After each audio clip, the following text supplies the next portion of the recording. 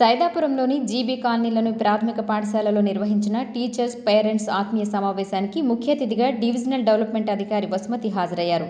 ఈ సందర్భంగా విద్యార్థులు ఏర్పాటు చేసిన నమూనాను పరిశీలించి విద్యార్థులకు పనితీరును అడిగి తెలుసుకున్నారు.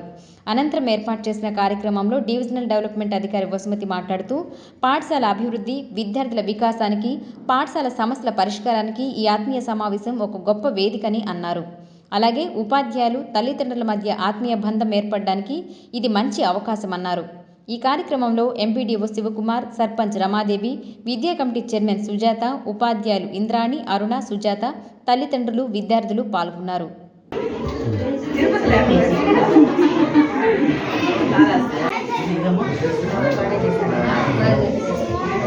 పాఠశాలలో చదువుతున్న తల్లిదండ్రులు, విద్యార్థులు మరియు టీచర్స్తో ఈ మెగా మీటింగ్ సమావేశము దేశంలోనే తొలిసారిగా మన రాష్ట్రంలో ప్రప్రథమంగా రాష్ట్రం మొత్తం ఒకే రోజు ఈ సమావేశాన్ని మనం నిర్వహించుకుంటున్నాము.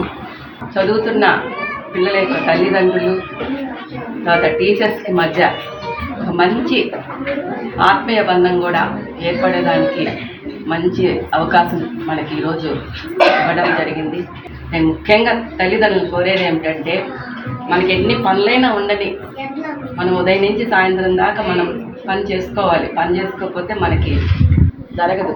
కానీ మన పిల్లల్ని రోజు స్కూల్కి పంపించి సాయంత్రం ఒక్క 10 నిమిషాలు ఆ పేరెంట్స్ అంటే మనకి చదువు లేకపోయినా కూడా మన పిల్లల్ని మంచి చదివించుకొని వాళ్ళే రేపు భావితరాలకి పునాది. మన జీవితాలు కూడా మార్పు ఒక్క చదువే. చదువు ఉంటే ఫ్యామిలీ కూడా, ఆ కుటుంబం చాలా అభివృద్ధి చెందుతుంది. మీరు అందరూ చూస్తూ ఉంటారు.